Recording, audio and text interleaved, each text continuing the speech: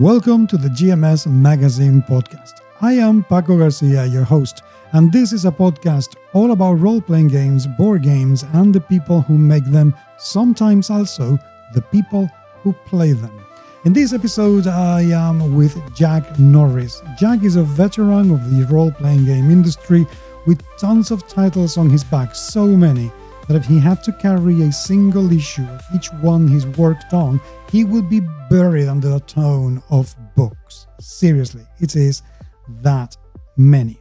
In this episode, we are going to be talking about Untamed Worlds, his latest creation that's being published by Osprey Games, one of my favorite publishers out there, because they actually put their bets on lesser known, more different games that other companies just don't even look at. And yet, Osprey, there you have, placing their bets on, very difficult to publish and market games. And I really appreciate them for that. Untamed Worlds is a game in which you are going to play anthropomorphic animals, but with an awful lot of caveats and quirks and idiosyncrasies, and I think you are going to absolutely love it. The game looks beautiful and I cannot wait to get my hands on it to actually do a proper review and take a look and see how many Easter eggs I can find, because Jack has left plenty throughout the game, and I really hope that you will be able to appreciate them as well. One little bit, I'm trying some new equipment, so there might be a few technical errors here and there. My apologies. I am working very hard to correct them as soon as possible. And I am not going to keep going because I have some announcements to make, but that will be at the very end of the interview. So now I'm going to shut up. Without further ado, here is Jack Norris.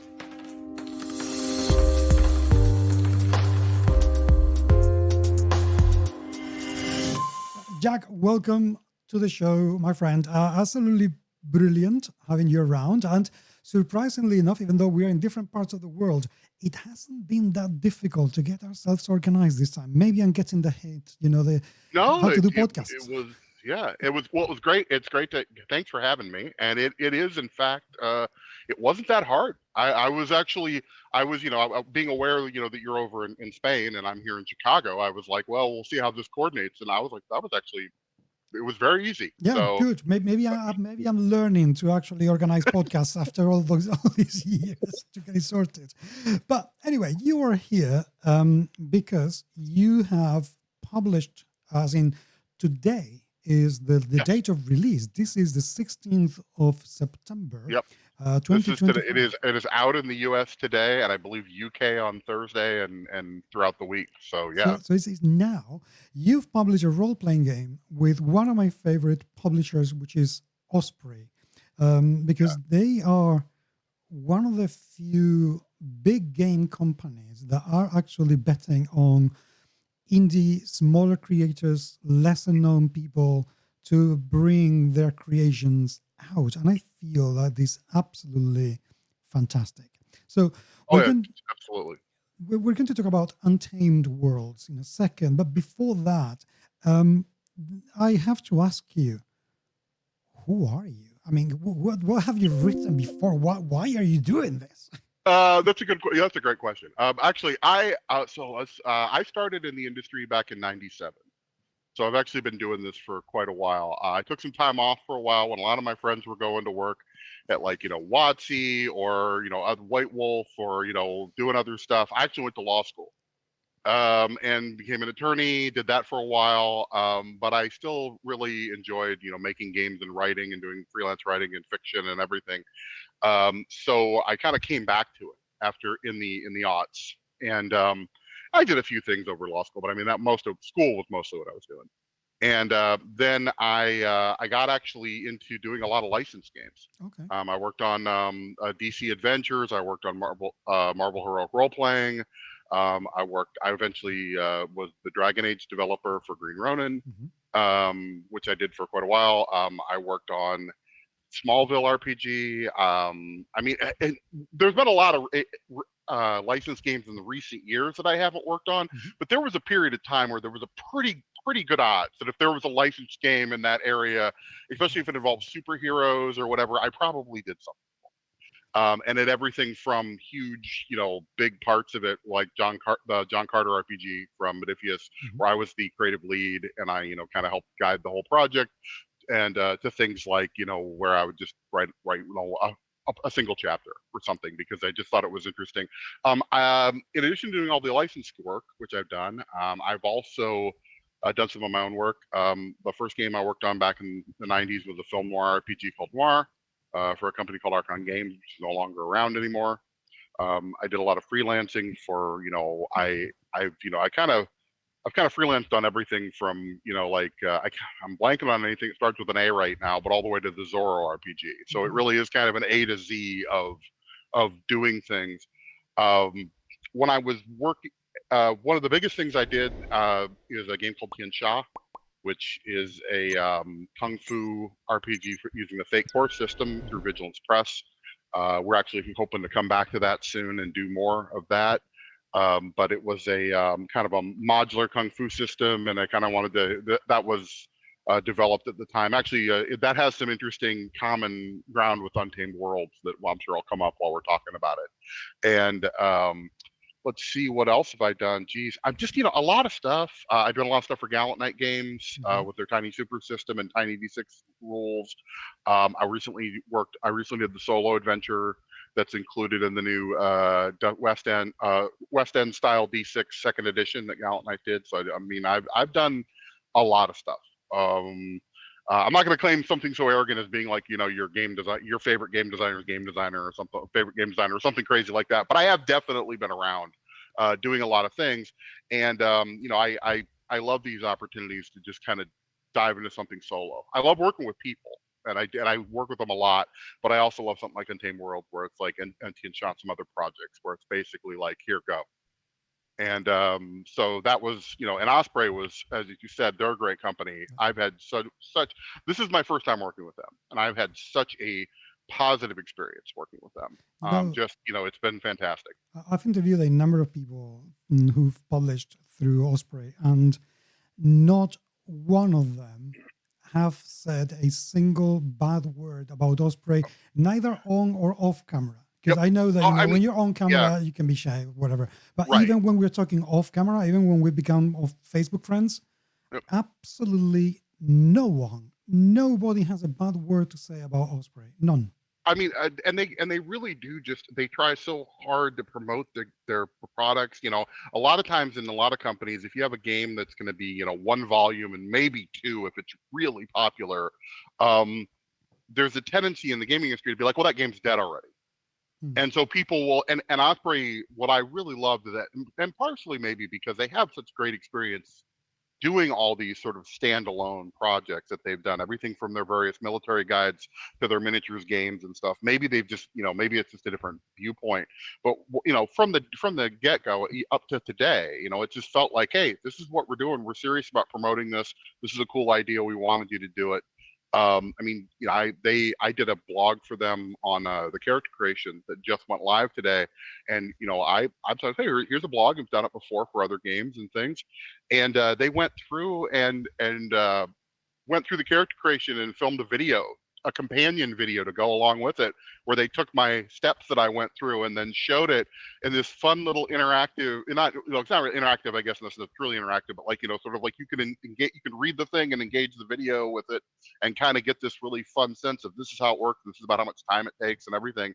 And I was just so impressed. Not only was it a great little thing, but it's like, I wouldn't have thought, and it's so nice to work with people who, in their subset of whatever they're doing to put your project out there, they care about it and they really know. Like, if they're doing marketing, they really care about marketing and really think about it. If they're doing, if they're doing client relations, they really want to make sure you're doing okay and that you're okay with it. If they're doing editing, they're really serious about it. So yeah, I've got nothing but glowing things to say about Osprey. This is my first time working with them. I hope it's not my last.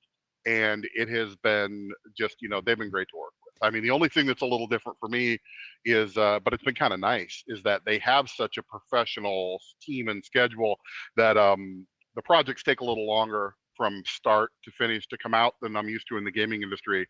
So there's been that sort of like, oh, when is it out? Is it out yet? Is it out yet? but on the flip side, it's been lovely because I've got this, you can think about it and sit down and go, well, what would be a cool way to support this? Who would you like to review with? Who would you like to interview with? And I'm like, there's a certain, and a lot of times it's gaming stuff, if that stuff even comes up, and sometimes it doesn't, there's a lot of rush catch can sort of like, well, this guy wants to talk. Do you want to talk to him? And it's, and there wasn't, and I won't go into the details. There was there were a few people they asked me about, and I was like, I don't know if this is the best place to interview with them or talk to them or whatever. And they said, cool, don't worry about it. We'll find you something else. Which is nice because it's good to feel, as we were talking just, it's like, it's a crazy world out there, and it's nice to feel that like people have your back when you're putting something out, particularly because people get passionate about games. I mean, obviously I am, or I wouldn't be making them. But it's very good that they give you agency, not just as a writer and designer, but as a person. It's exactly. Are you comfortable with this? You are not just a product that we're going to sell. You are a human being. And there is a lot of anxiety in as a creator when you have to say no to something, or when you have to say, hey, I need this to make this work, because there are a lot of companies and a lot of people, a lot of individuals out there that, that'll hurt your chances, that'll do, or that might, make you're a problem or whatever.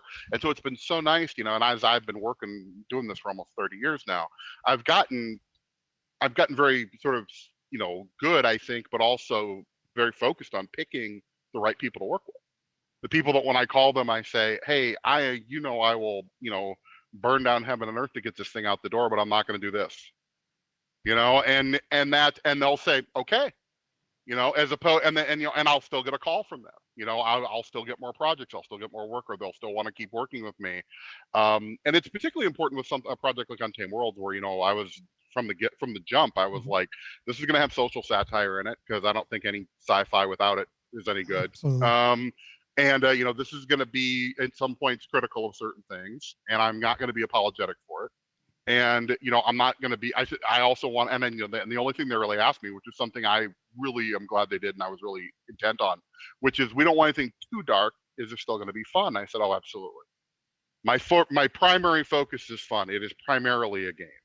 And actually, let's go into Untamed Worlds in that case, because it is looking really good fun. Firstly, the artwork is lovely. Isn't it great? Oh. They showed me Logan Stahl's work, and they showed me a couple different artists, and he was one of the ones they showed me, and they said, we can get him for the whole book. And I was like, then let's do it. Please, let's do it. If that works for everybody, and he's interested in doing it. And I just recently connected with Logan on social media. We shared messages about sketches and things, through intermediaries. But he was talking about how much he enjoyed working on the project on social media, and I reached out. I kind of ambushed him. It was like, oh my God, hey man, I didn't know, because I had tried to find him, and I wasn't. Sometimes I can find people very well, and I couldn't. And I just couldn't locate him initially. And so when I saw him pop up talking about Untamed Worlds, I was like, yeah. And we kind of talked about, and he also was another guy who said he said nothing but nice things about working with Osprey. Well, he was saying, he was just let him go. He let him have fun with it and go. And anytime we had notes, I think they were, they shared them with me, and I think they were very thoughtful and very, there were a few bits where it's like this. I mean, I don't think we ever had a problem with anything he ever did, except, like, I think there was one or two bits where I'm like, that's an amazing piece, but it's technically just a little bit inaccurate for the background. So if you could like change this, bit to that, we're pretty much good. And then he would come back with an altered sketch that would be just perfect. That is such a wonderful thing in an artist, when they can get the art direction and go with it and do exactly what you had in mind without having to make too many changes. That is so important. And his kind of Mignola style, but cleaner, with a more vibrant palette, is just so cool. I think at one point when I was talking to Philip over at Osprey, we were talking about artists, and I had originally had a slightly different envisioning for what I thought it would look like in my head, and then I saw Logan's work, And he asked me, I said, I know you thought about something slightly different. Is this going to be okay? And what I said, this has this lovely indie comics feel. That was what it looked like to me. I was like, this isn't necessarily the big sci-fi series that DC or Marvel is going to put out, though they might. But this is absolutely going to be the sci-fi series that Image Comics has out, and they put out in a nice format, and they put out ads for it, and it looks different, and people talk about it, whatever. And that's what I really liked about Logan's art, was it had that feel. That it definitely said that sort of Mignola, because I mean Mignola's fame mostly came from not being a mainstream Marvel and DC artist. Yes. He was, and he was great. I still have his. Speaking of sort of space animals, I loved his Rocket Raccoon series that he did back in the day, back when he was still not quite developing the style that we were so familiar with, but you could see it. But with Logan's work, I've just been so impressed with just, he just had this style and the feel.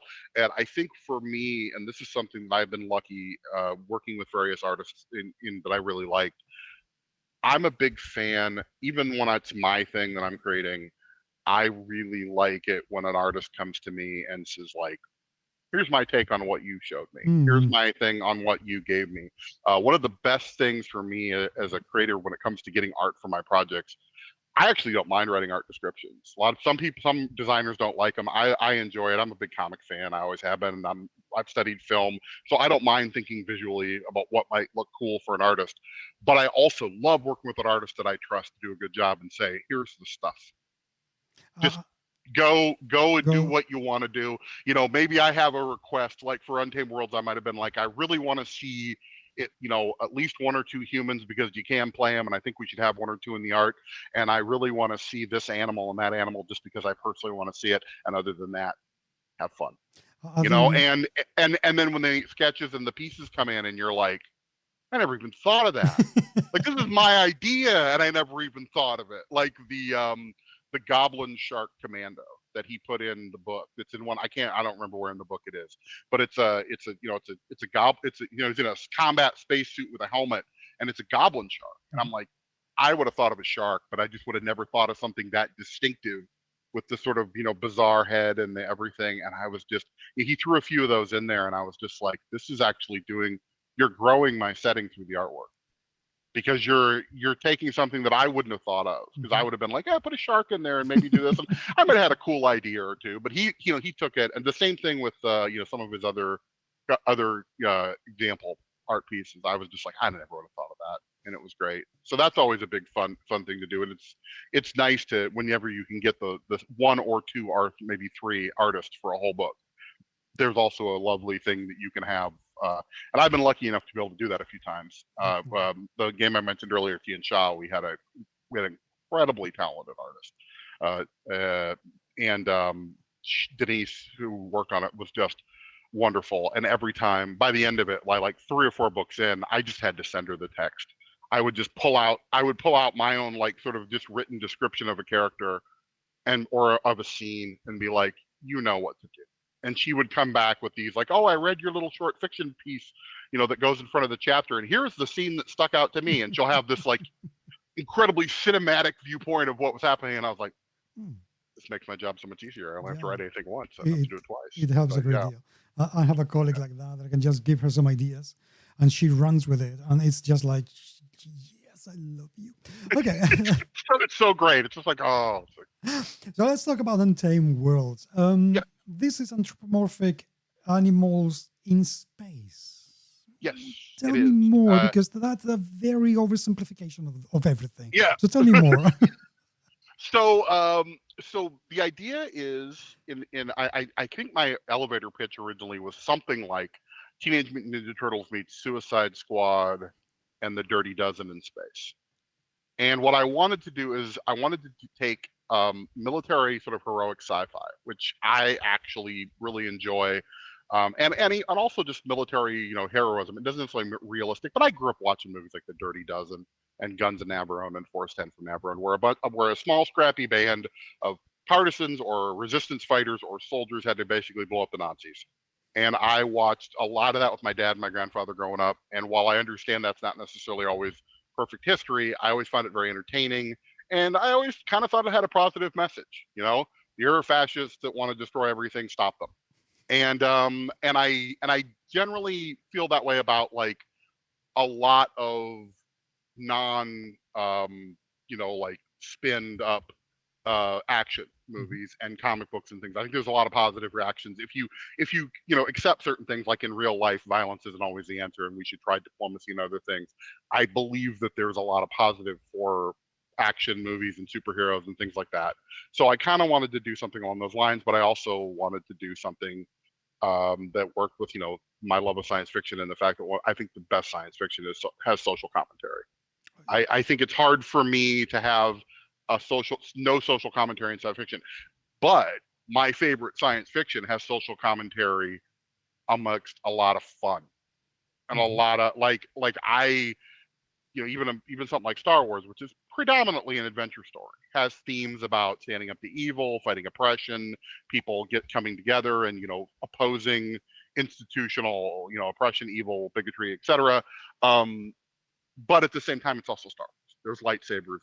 There's big battles. There's all that fun stuff. And if there isn't, I feel like I sometimes kind of lose the thread myself. So particularly since games are supposed to be fun, I looked at Untamed Worlds with the idea of sort of putting that all together with these sort of disparate choices. And then I also and as an influence, I also picked the Suicide Squad very intentionally because um, I I always loved that from its like the comics in the '80s all the way through recent times. I've always loved the concept of the soldiers that are somehow disenfranchised, So, and they have to fight, and then it becomes very personal for them because the question becomes, who are you fighting for? Are well, you fighting for yourself? Are you fighting hmm. for the guy next to you? Are you fighting for the cause? Are you fighting for whatever? And I wanted a game that did that. And then because I'm strange, it all came to be the idea of being like, well, dog commandos in space can let me tell this story in a way that'll be entertaining to everybody, or what have you. So But I find it interesting you saying that because I like the idea. I like the question of who are you fighting for, and yet I love how you have spun a very kind of perverse twist into the whole thing because these animals they are basically being created as slaves for yep. humanity, and yet they've been sent out onto space to fight for humanity. And I couldn't stop wondering why on earth would they want to fight for us? I mean, we created them, they are a product. I mean, I would be really pissed off if, on Yeah. top of that, they said, hey, go there and die for me. Why would they do it? Yeah, and that was something that I explored. In the beginning of the game, in the first chapter, I think it's first or second chapter. I have a bit that I wrote, and I sort of as the mission statement for the game, and it was something to the effect of, and I don't have it in front of me, so I'm paraphrasing, but it's like you were created and conditioned and trained to do exactly what you said, go out there and serve humanity. But there are problems with that. They don't treat you. There's gonna be a day when you have enough. There's gonna be a day where you say no more. I'm not losing another buddy. I'm not compromising my principles to serve some corporation or some officer who just wants to get me killed for his own means. Whatever the issue is, and on that day you will dot dot dot. And that was the mission statement. And then the follow up was, well, what's the rest of it? I said the rest of it's up to you. What are you going to do? Because you should be upset.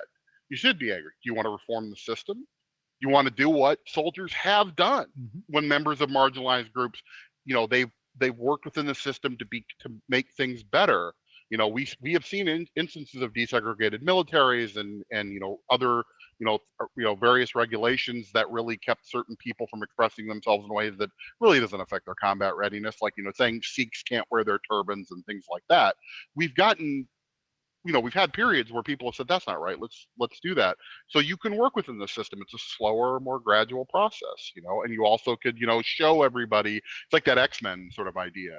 Do you go out there and oppose the people who hate and fear you, or do you try to show them how great you are, and so they'll oppose the bigots and everything out there for you, or at least be allies? And it's a question. And or you can just go rogue. You could do that. I mean, there's so many great pieces of media out there to inspire from that. The idea of, they sold us out, they let us, die, whatever. So we're gonna go rogue, we're gonna get even, because the frontier that is not settled in the setting by animals, by uplifted animals, are summoned by mostly disenfranchised people, desperate people, poor people, people who need an opportunity. There is a real chance to go out there and say, you know what, the hell with everybody back on Earth and everything.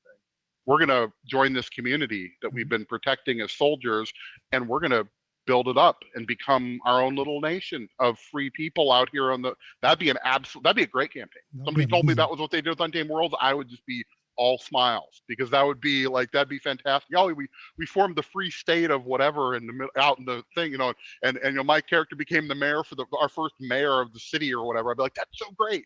That's so great. Just like if somebody said, hey, we hunted down the officer who sold us out and sent us into like a death trap, and we took him out, and now we're on the run. I'd be like, that's also great. And just like if somebody said I became the first, my character became the first uplift to win the, basically the equivalent of the Congressional Medal of Honor, which they normally don't get because, racism, speciesism, whatever you want to call it. And I'd be like, that's also great. For me, I kind of wanted to leave this open to people to play the game in sort of the way that they wanted, as long as they weren't, and I do say this in the game, using it to like play out fascist power fantasies and things like that. As long as you're, which I also recognize I can't stop someone, but I hate it. So I wanted to be on, so I actually have a little tiny thing. I didn't want to belabor the point, but I have a thing in the book where I say, I would prefer you don't, you're not space Nazis. You're not like going to beat up like, poor farmers and things like that. I can't stop you from doing that in your games, but please don't. That's not what this game is about. Yeah, then move on, and then I said, now let's get back to blowing up space pirates and blowing up space Nazis and having a good time. And that's kind of how that's how I approach sort of social stuff in games, and I always have. When in Tian Sha, when we did that back in the day, and I got a lot of people were praising me, like, oh, I loved your sidebar about like, LGBT and trans people and all this stuff. I said, I just said they existed, and that they exist, and that they're in the setting and they're in the world, and you can absolutely play one, and it doesn't really affect any of the mechanics. And the only thing I said on top of that was, I said, don't, your trans players and your gay player stuff aren't teachable moments for the rest of your players. They're players. You don't need to focus if they don't want to focus on their particular statuses and whatever. Don't do it. Let them play what they want to play. They just want to beat up whatever, or blow stuff up, or have fun. We all need our time. Yeah. And that apparently was the thing. I had a lot of people telling me like, oh my God, nobody says that. It's always make it so significant. Like, it's very positive, but I was whatever. And I was like, and that was kind of a wake up moment for me, because I was thinking, maybe I didn't say enough. And then people were like, I was like, okay, good. I feel better about this. No, I just like I talk about in Untamed Worlds, I say, none of this is a stand-in for any singular oppressed people. Please don't think that, because it would be so offensive. If I was like, oh, the gorillas are supposed to be like, this member of this third, I'd be like, oh my God, no, that would be so terrible. Why would I ever do that? But I do say, I said, I don't need to, because there's a certain level of sort of feeling that I think the setting feels kind of true. Mm-hmm. Like, if we could uplift like our dogs and our cats and hippos and rhinos, whatever, and send them to a planet to make a lot of to make us money and bring us prosperity without risking anything. Maybe you wouldn't, and maybe I wouldn't want my dog to go out without me, but like, I think a lot of people would. Yes. And because of how we've been socialized to view animals, that they basically are there to serve us, and they are inferior to us. And my sort of the big idea for Untamed Worlds is, well, what if we took away most of the things that make us better? And then would we still do it? And the cynical me said, we probably still would, until someone stopped us, until someone made us, and we could stop ourselves, or they could stop us, or fate could stop us in some way, that it was by necessity, like, oh, we got invaded by a bunch of aliens and now we have to work together, and the only way we'll get these people to keep working with us is if we give them some rights, or there's a lot of different ways it can be spun. But yeah, that's that was the main sort of element with it. But there's absolutely that baked in. I mean, I even have bits in there where, like, for example, you can't, if you play an uplifted character, you can't be an officer.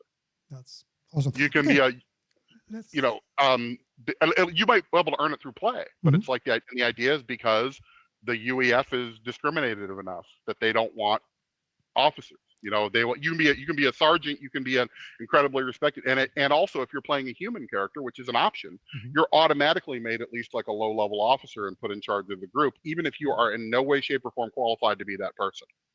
And it's intentional. And I when it happened, I said, I have a sidebar. I said, isn't that not fair? It's absolutely not fair. I'm presenting this unfairness to the players and to the GM, and I'm saying, what are you guys going to do about this? Exactly. What kind of characters can you make in terms of you can play animals? Can you play any animal? How do you create a character? So you can play any animal except for like various invertebrates, and there's actually an in-setting reason for that. Like you can't play insects, and you can't play spiders, and you can't play that stuff. My spiders might be a nod to a couple friends of mine who are arachnophobic, but the actual there are in-story reasons for that, in-setting reasons for that. And I'm not, again, they're in the book, so I'm not like hiding them. I'm just, they're in the book, and I think it's a fun reveal. So I'll probably won't share what it is. Okay, good. But other than that, and you can't play also. You can't play prehistoric animals or like animal hybrids. So you can play a hippo, but you can't play like a hippo lizard or whatever. Okay. Those are things that, because we're dealing with genetic manipulation and future science and things like that, that I'm not actually against. If somebody wanted to do it, I actually don't hate the idea that if Osprey comes back and says this is doing great, and which they've done with just a few games, they have done and said we'd love to do a follow-up supplement.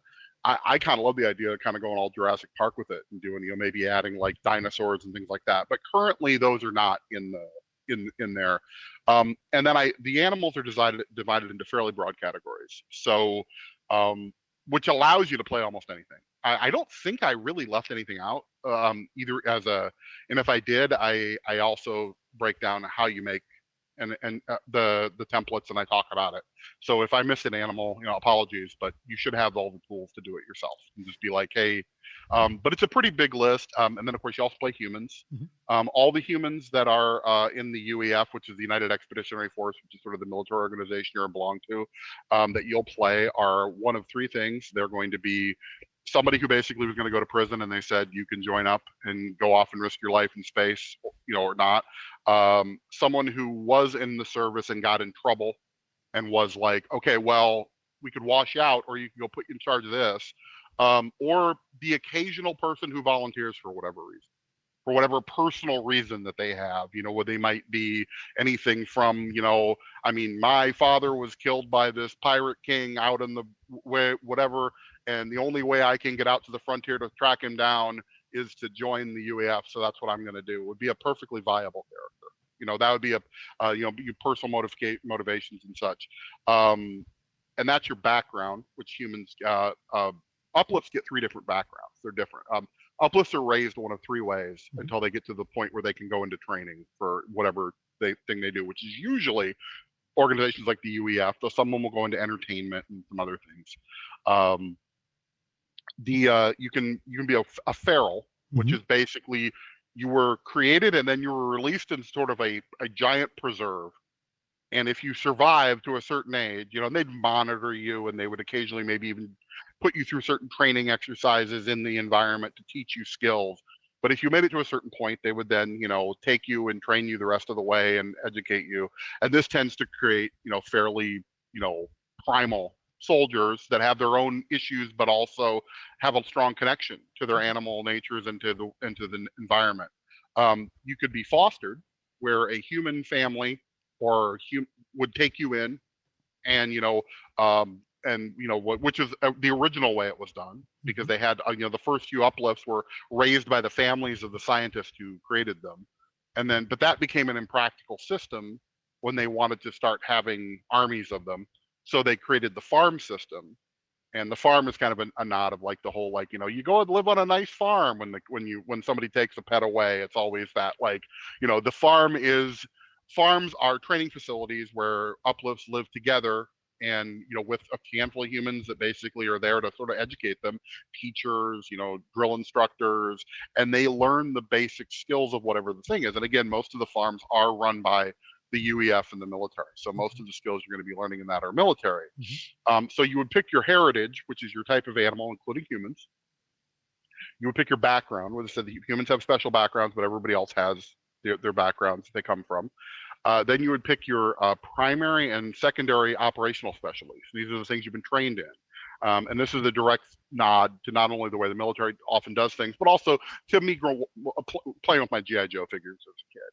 You know, when the cards on the back had the little like primary operational specialty espionage, secondary operational specialty infantry. So when I was looking to sort of do like a simplified life path for the character gen, I said, let's do that. That'll be fun. You know, so you have a character like who might be like, I'm a heavy weapons expert and I'm a communications guy, you know, secondary. They taught me how to use the radio and everything. I'm an infantryman. I'm also a drill instructor. Okay. You know, and you can, and I have a lot of specializations there. And then you have a little bit of points at the end to customize. Not, you know, it's never, those big things are never perfect. You're always going to want a certain extra ability, or, you know, man, I really wish this one skill was higher. So I have some ways to tweak that a little bit.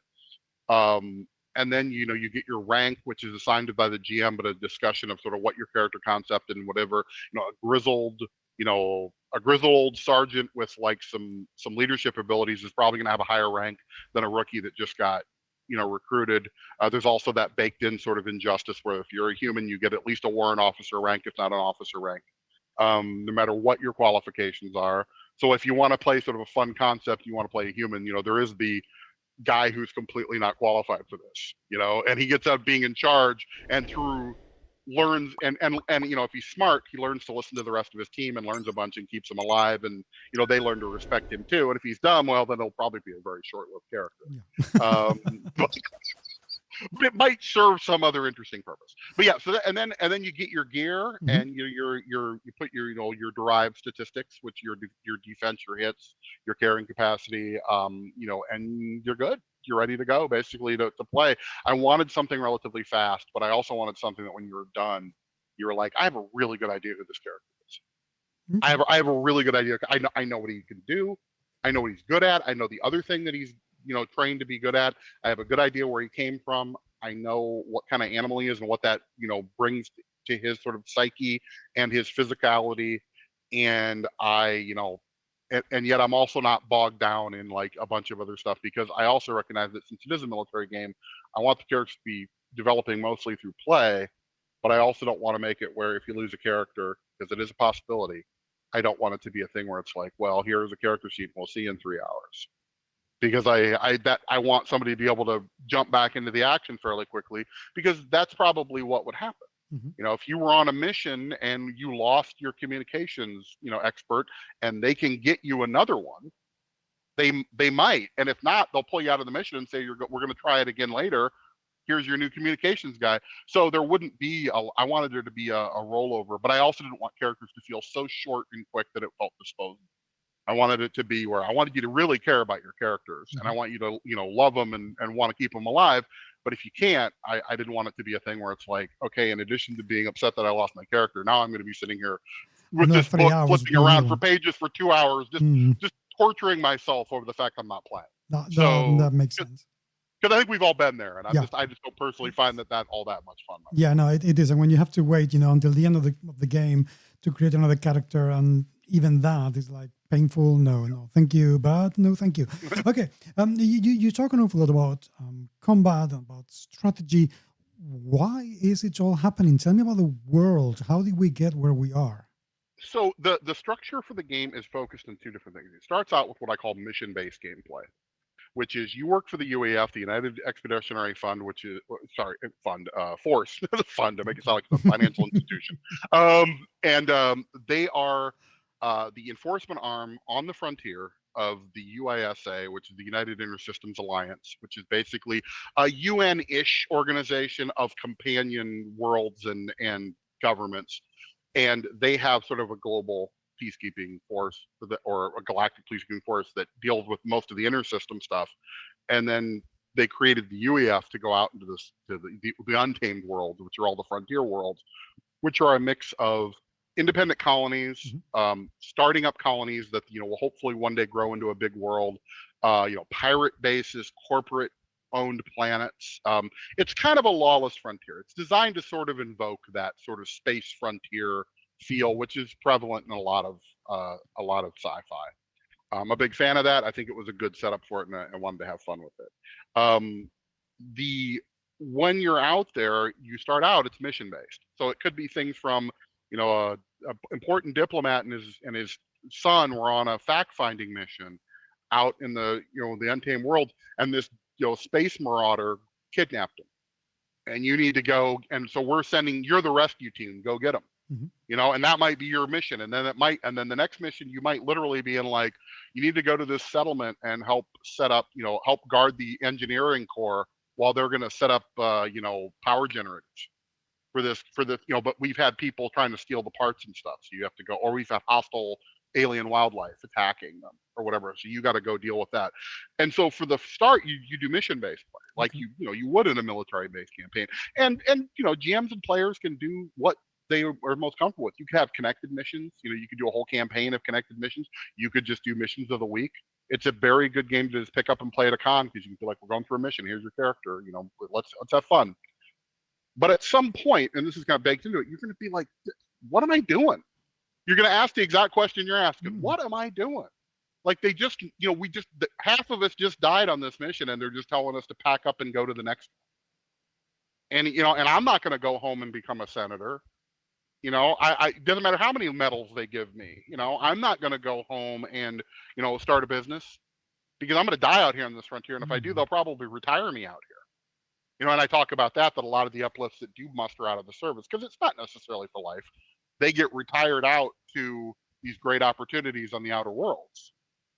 So that's and that's true of the humans too. One of the things I didn't want to make, where I wanted to make it possible that if you have a human officer or whatever, I saw one guy characterizing as, you got this dumbass human in charge of everything. What are you going to do about him? And I said, I wanted to make it a default where the humans are in it together with the uplifts, and they wanted it. And you are like, you have to make that decision where it's like, okay, you put me in charge of all these people that I maybe shouldn't even be in charge of. And it turns out that I like them better than I like you. So they are saying they're getting a raw deal, and I'm already getting a raw deal because I didn't even want to be here. So I guess we're all on the same time. You can be you be your team's personal sort of April O'Neil or Casey Jones character, where, yes, I'm technically a human, but I am so on this team. And alternatively, if somebody wanted to play the bad guy, I guess they could be like, the strict officer who, is always, but I feel like that's a short-lived character, because at some point during it, you're going to get to that point where you've done missions, and then one day your players are going to be like, yeah. And when that happens, the game shifts to campaign-based, goal-based gameplay, where it becomes more sandboxy. It becomes open. It's like, what do you guys want to do? Well, we've decided, I want to build this community that we've been protecting up. And I think this would make a good home for us. Cool. You know what? After we blew up those like corporate guys, even though they totally deserved it because they were running, had some black ops site where they're experimenting on uplifts and humans and a bunch of other things. Well, now we're on the run. So we have to go find a place to lay low and find a hideout, and then we'll go from there.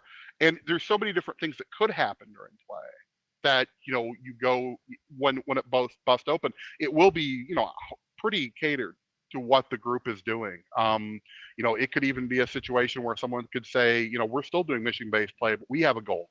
And our goal is to, gain so much influence and recognition for our great deeds that we start a movement to get better treatment for us and our fellow soldiers and everything. And, that would be a very idealistic sort of Captain America thing, but it would be a doable thing. It'd be a long road, but there is actually an influence system in the game that you can build up influence, and you can spend influence on things that everything from, man, it'd be really nice if we could requisition some new gear because all of our gear is old, up to and including like, things that could make major changes. Like, we want to get an embedded journalist in our unit who's going to send all of our stuff back, or we want our guy to be the first uplift that gets an officer's rank.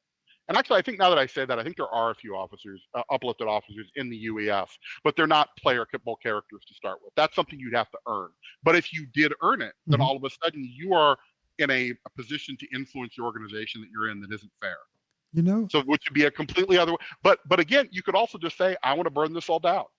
And if you did, there's reasons why those are all perfectly viable things to do. I was wondering, how would it be like to play this game with an unionist? With a what? I'm sorry, With I a didn't quite. unionist, with somebody who wants to make an union, the kind Oh yeah, of yeah, oh yeah, workers. no, exactly. I mean, and one of the things I talk about is the one of the three groups that you get sent against the most.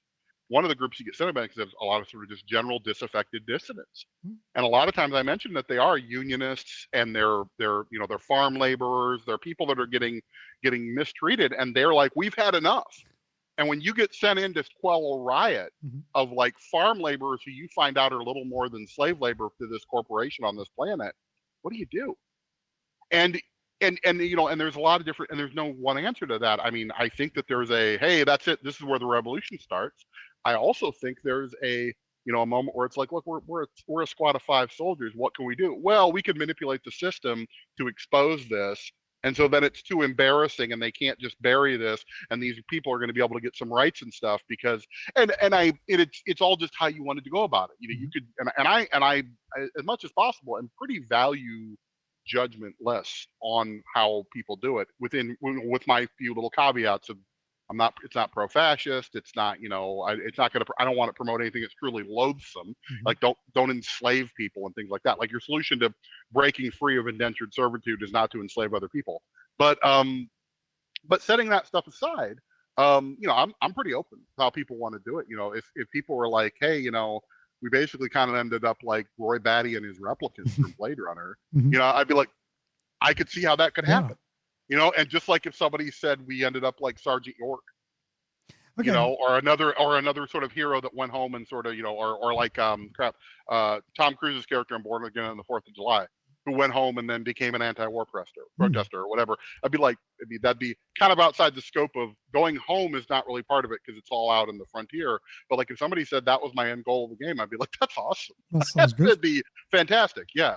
Okay, so how do you make all this happen? What are the mechanics and the mechanisms? So the mechanics, it's a unique system called the Lucky 7 system, because it's based around the number 7, and I needed a name. And basically, you take a 2d6, 2 6-sided dice. You roll, you add your skill, which we have characters have various skills: marksmanship, CQB, which is short close quartered battle, which is your sort of close up fighting, recon for stealth, like sort of scouting, medic, various skills. They're mostly military themed and flavored as much as possible, though there's a science skill and some other stuff. You would take your skill, you would add any appropriate bonuses. Maybe you have really good gear, maybe the situation is incredibly favorable to you, maybe you have what's called a trick, which is a special ability that lets you do something, that gives you a bonus. You would add that, and then you would subtract whatever the opposing difficulty is, which in many cases would probably be the opposing skill of the person. Like if I'm trying to shoot at your character, you will have abilities that will make that harder, and I will be using my like shooting skills and my gear, and you might be using your armor and cover and other things. You roll the 2d6, you apply those modifiers. If you hit 7 or better, you succeed. If you hit lower than that, then you fail. And then the amount you succeed above or over 7 generates what's called effect. An effect is either good or it's bad. Good effect allows you, and you basically, it's kind of on a menu option. You can spend effect, or the GM can spend effect to make things more difficult or easier for you. So for example, if I'm playing a chameleon sniper, and I'm out there and I've got this, guy charging at my buddy, and I want to shoot him with my big laser sniper rifle, and I just roll great. I get like, when it's all said and done, I rolled like a 12 or even a 13, 14 when you add up all the modifiers. Above, I beat 7 by 5, 6 points. Well, I might spend the points to do more damage to this guy, or maybe I blow a hole through his own weapon when I hit him, so now he can't use his weapon to shoot my friend anymore. Or I might, if he goes down, I might get the guy next to him. And that's in a very combat oriented thing. There also could be a situation where like I'm trying to hack a door, that we've got, and maybe I hack the door so fast that we don't barely even have to stop. We're running away from a bunch of killer, rogue AIs or killer aliens or whatever, and we just hold on, and it opens up immediately and slams shut, and now we have a little more time to do things. The reverse is also true. It's like maybe I shoot and my gun jams, or maybe I get hit. I pop up to I'm like, hey, I got you, and then the guy sees me and shoots back at me, and I'm the one who actually takes the damage. Which also means that initiative is a little less important in the game, because you could actually take out and suffer damage and bad effects on your action a little more easily. But then again, so can your opponents. Right. So it's actually, and there are abilities that you do that. There's also advantage and disadvantage, which is how it works in a lot of games. Which is, if you have advantage or disadvantage, if the situation is particularly advantageous or disadvantageous, you roll an extra die and either take the worst 3 for disadvantage or the best 3, the best 2. Take the best 2 or the worst 2 for that. But that's basically, I mean, that's effectively it. And then there's a lot of, like, I have a lot of optional rules. And the only and I say this in the game, the only reason they're optional is because they do something to increase the complexity of the game. They increase bookkeeping. They add an extra step. None of them are not recommended. They're all, in fact, I actually talk about this in the game in a sidebar. I actually recommend most of the optional rules, but I didn't want to make a game that was difficult to play, and I wanted it to be. And I've learned this from a few other games. It's easier to err on the side of simplicity to the point where people, you thought this was too complex? It's not necessarily, but I wanted to make sure you got it. And then here's all this other stuff you can do. So, for example, success with a cost, which is popular in a lot of games, is in the game. It's an optional rule. Okay. If you really don't like that for whatever reason, you just have an objection to it, you don't have to use it. But if you use it, and it's a relatively simple thing, you can buy successful effect, good effect, by taking some success with bad effect. So you can be like, I really need to succeed on this roll. Okay, well, you hit the explosives, you disarm the explosive in time or whatever, but the bad guy shoots you and you take some damage. Or, when you're doing it, it blows up in your face and you take a little bit of damage. You're okay, but you're hurt. Or, you managed to stop the timer, but now you managed to slow the timer, not stop it. So now you've got more time, but whatever. The other thing with the game, with mechanics, I think is worth mentioning is, I really hammer this home. You're only rolling when failure and success are both interesting and it matters. Okay. And so, for example, let's say you're stranded in the middle of nowhere because your transport, got hurt, but it's not blown, and one of your characters is a master mechanic. If he's got parts and time, he can fix your machine. Right. It's just a question of, nobody has to roll for that. If he doesn't have parts, if he doesn't have time, that's when the rolling starts to come in, because it could be interesting. Can he get it to work? I can get this to run for an hour, but we're 5 hours away from the nearest settlement. So should we just start walking now, or do you want me to go ahead and try to fix this and see maybe we can come across something and whatever, create interesting ideas and things like that. And I do really hammer that home, because I think that if the system breaks, it breaks when people are just rolling for every single thing. Because one of the things you can do is you can both GMs and players can, if you're just at a loss for, I don't know what to spend this effect on, like I just needed a success, but I rolled really well, you can bank it as what I call momentum, and then use it for later bonuses and things. It's largely a place quality of life sort of enhancement more than anything. I didn't ever want to be a situation where somebody got a real roll and they felt like it was bad. Because it's, well, now I feel self-conscious because I've got this great roll. I don't know. I didn't need a great roll. I just needed a decent roll to do. And now everybody's looking at their turn, and I've got option paralysis. And I have been there. And I have players who have been there. So when I see that at the table, I'm like, how do I fix that? I said, well, here's an idea. Why don't you just bank it? And then later on, because you're surely going to need a bonus later, you can pull that out and use it. And also for GMs. Man, I did not expect my player to roll that badly. I thought he'd roll badly. I didn't expect him to roll that badly. So now I have all this bad stuff that can happen to him. And really, it's just not that interesting or fun for it to all happen right now. So I'll put it aside for later, and maybe it will come up when it's a little more fun and dramatically appropriate. And again, a system like that only works if you only roll really when it is important. Like if you're sitting there going, oh, my character's a master locksmith, and I need to open this basic lock. It's like, no, you don't.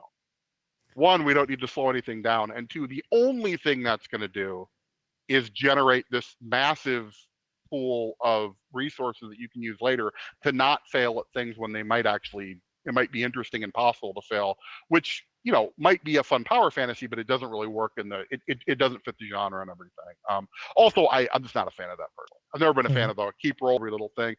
I make my character a master thief so I don't have to roll for every thief bit, or I make my character a master martial artist so that I don't have to worry about every single guy who's like every drunk at a bar or whatever. It's like I'm in, and I like games that sort of reward that competence. And this had sort of a military paramilitary feel. I felt it was very important to have the characters be reinforce that competence. And one of the other mechanics we have is actually called permissions, which is basically a permission is something that lets you, it's very simple. It's something that lets you do something that you might not otherwise be able to do. Most of them are inherent. They're common sense and inherent. If I need to shoot something at a distance, I need a weapon that can shoot at a distance. If I don't have a weapon that can shoot at a distance, I don't have permission to take a shot. Doesn't matter how good of a marksman I am. If I can't at least pick up a rock or something, I'm not going to be able to do. It's not the sort of game where I can go boom with my finger and the guy drops dead. There needs to be a way of doing that. So that's what permissions are. It also a lot of the animal heritage give you permission. Sharks have, for example, like electrophotoreceptors, or at least some of them do. Which give them certain sensory abilities that we lack as humans. That's just a thing that exists. And just like, my dog's sense of smell is way better than mine. And, as is her sense of hearing.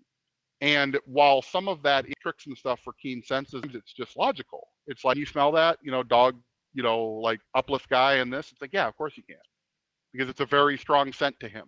And we don't need to roll for it. I can just tell you as a GM, you smell. Maybe you can, because it's really pretty pungent for you. Cats can see at night, that kind of stuff. That also, lets a lot of gear work. A lot of gear is just, I need something to start a fire. Here's a lighter. I need to see in the dark. Here's a flashlight. Well, what stats does it have? It lets you get around or dealing with. Permissions are most roles and needs for things. Also can make it easier.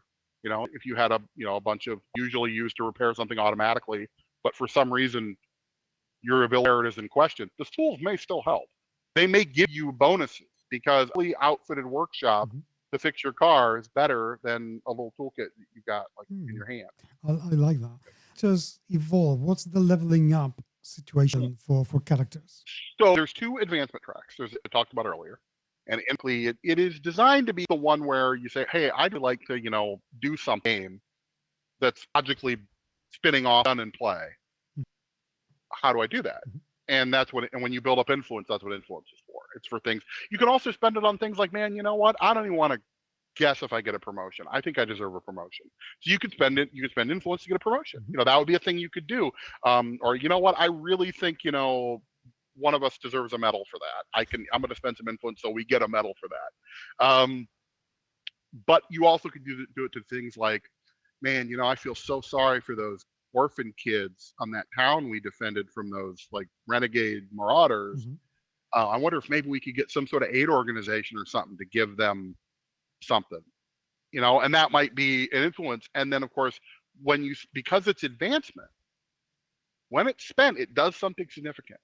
And when it does something significant, those things matter. They don't necessarily have strict mechanical attachments to them, but they will matter. If you spend influence to get, to help those orphan kids or whatever, when you go back to that town, they're going to like you more. There may be a statue of you guys in the town. If you do a big enough thing, and that also builds the world how you want to build. You kind of get back from the world what you put into it. And that's influence. There's also experience, and experience is more traditional. You get experience. When you get a certain amount of experience, you get what's called advance, and there are a number of advances. And each time you check off an advance, it gives you. I kind of was inspired a little bit by certain Powered by the Apocalypse playbooks, where they would have specific advancements. I like that for certain games, and this one seemed appropriate. So instead of just having so it's like, okay, well, you can add a new trick, you can increase this skill, you can do this, and once they're all done, you're now a veteran. And veterans have some special abilities, including the biggest ability, which is they get their action point a turn because they're determined by spending action points, and that circumvent the rule that when you do an attack, the attack is the big one. That when you do it, it ends your turn. even if you have action points left off, if you do it, it ends your turn. Veterans circumvent, so they can attack more often. They can do big actions more often.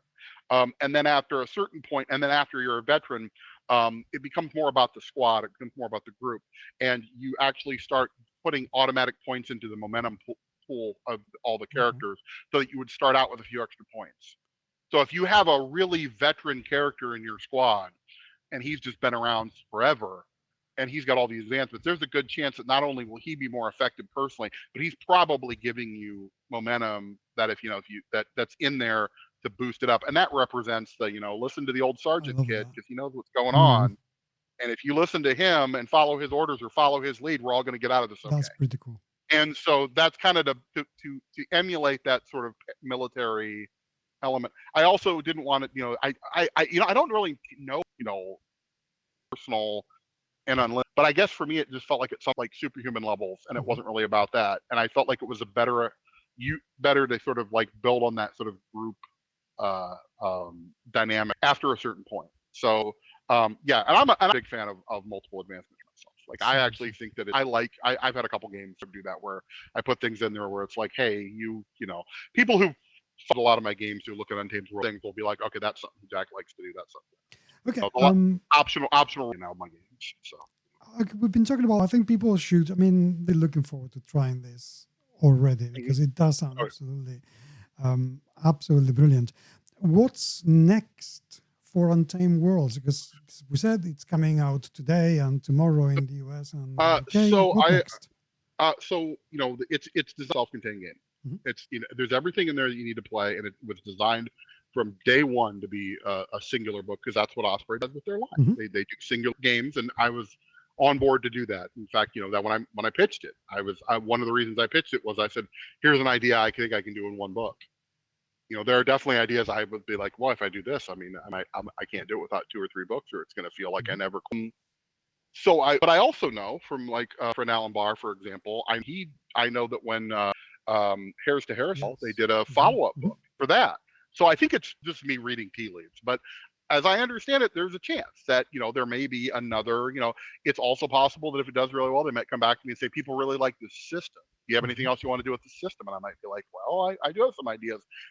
Or, hey, we don't want to do another game exactly like this, but would you willing to do like a spiritual successor where, I don't know, maybe it's Victorian steampunk and you play like the children of, you put like, animal men designed by a mad Dr. Moreau and some other, characters who now are serving on the battlefields of Europe or whatever. It's like, yeah, I could do that. I mean, that'd be something I would be willing to explore as an option. As I've said before, it's like, it's never always a shortage of time and resources. So I hope, I want people to be playing it. But I think it is definitely because of the structure that it's set up. The better it does, the more we'll see.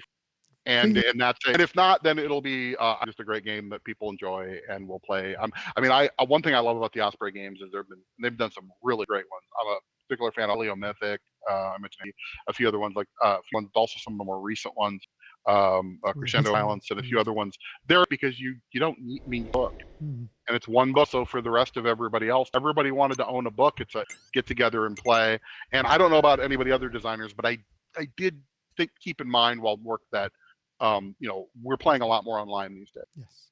What about you? What's next? Oh, for me, it's been kind of a crazy year going on politically in the world, and then we had I think a lot of people along the way too, and we'll see what happens. I am talking about a few other projects. There's like I said, the 2 big things I know I'm absolutely got work coming up is I'm working with, I mentioned Alan Barr earlier from Dragonlance Games, so he's a good friend of mine, and convert some of the Mutants and Masterminds material, third-party material that Vigilance Press, who I've worked with in the past, put out, and we're looking at putting that. So that has been kind of doing like conversions, rewriting some characters, because I'm familiar with both systems. That's kind of been a side project to do, not super deep, like it's fun and it's stuff I've worked on before. So I'll always work on superhero stuff. I love it. I'm also in that. Am working game I mentioned before, Tian Shaw. We're looking at a new Kickstarter, one between COVID and personal stuff, and now like we have been like extra material for that game, like 3 or 4 books done. Want to get it out, so we're looking at probably the best way to do it, to do a Kickstarter and possibly, bringing that. And also explore, like, Fate Core is not as popular a game system as it was when we did it. So we kind of want to talk about, like, okay, we still want to do it in Fate, but what does that mean? Do we want to put out our own Fate rulebook? Do we want to do, would that be something we'd be interested in doing, et cetera? And so there's been some movement in that. I mean, so that'll be something that will probably be popping up, in recent time. Other than that, I'm in a kind of a transitory period with regards to, I wish I had, like, and then next week I'll have this out, but I'm definitely in a period where I've actually got a lot of projects, but they're all in the earlier stages. There's also been a few things that, like, may or may not happen. That has been a big struggle, and I know it's not just me. I know a lot of game designers in this place. I've talked to so many people in the last couple of years where they were like, I was working on this and we started on it, now it's been canceled or it's been put on hold because my company is worried about customs and tariffs, or my company is worried about sales, or we're having issues here, we're having issues there. It's been a really rough period, and that's coming off of COVID, where a lot of companies shrank, and so we're just I think a lot of people are in this sort of what's next for me phase. It's like a lot of different things, and what I end up working on today would end up coming out, or maybe it is. To just give an idea, I was talking maybe about doing a route-based sort of thing. It's kind of in the mode of it. Though Osprey's got a Robin Hood RPG coming out later. It looks amazing. That's one of the ones they announced recently. This would be a little weirder, I'm a big lover of weird fiction, so there's a good chance things I do will have some sort of, like, for example, Untamed Worlds. Done a game about just space commandos, but I had to, I decided I had to have, octopi and raccoons and whatever, and a lot of satire and making fun of Elon Musk and a bunch of by filing the serial numbers as much as I could, as much as I felt. So that's where we're at with that. We're sort of, what's next? Whatever it is, hurry up so I can, because it would be great to have you back. So. Thank you very, very much indeed for me. Seriously, Untamed Worlds and looks absolutely. I know that there is a review copy coming, might be arriving in the next few days, and I can't wait to take up because it really sounds really looking fantastic. Forward to it. That'll be great. So hopefully we'll talk to you. Cool.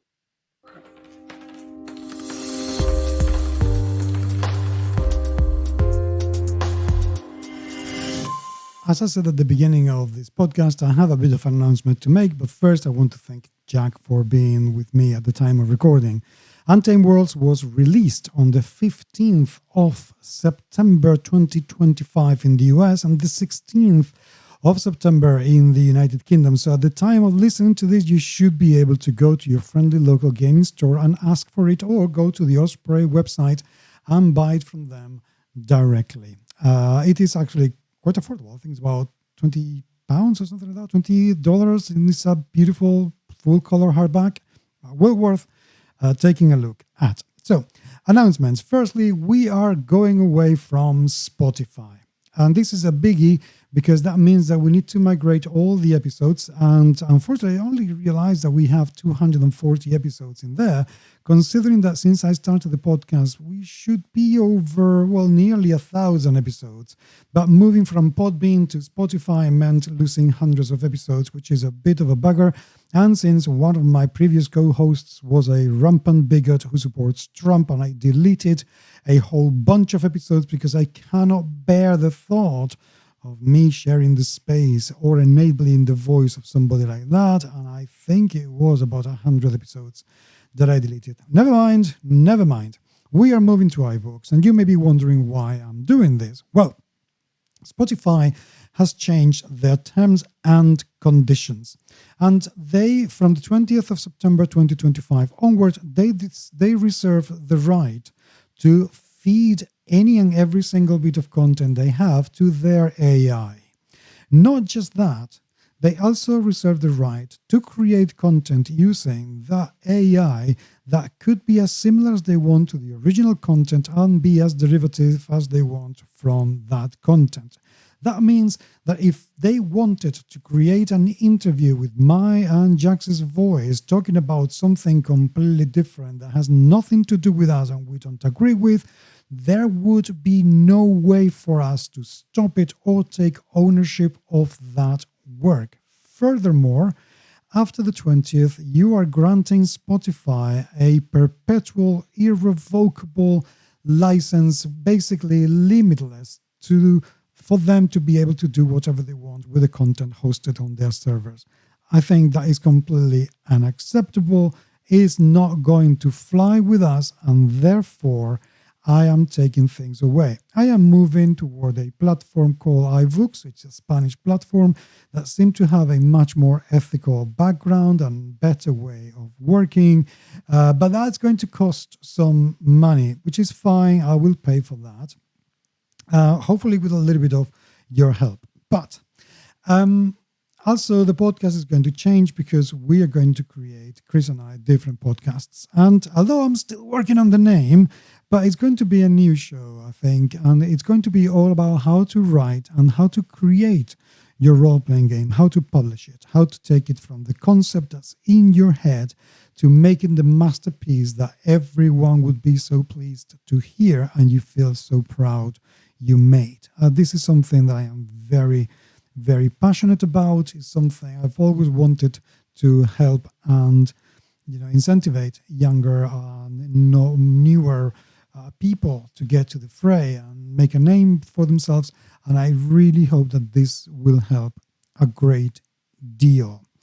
Of course, the interviews will keep coming. And if you want to be on the show, please just let me know. You can find me on Blue Sky. You can find me on Facebook. And you can email me on podcast@gmsmagazine.com because I do want to make more interviews. So please, please, please, please, please talk to me and say hello. I will be genuinely happy to hear from you. But for now, my friends, I really appreciate you being there. It is truly, truly lovely to have you around. And until the next time, I will talk to you very, very soon indeed. Take care.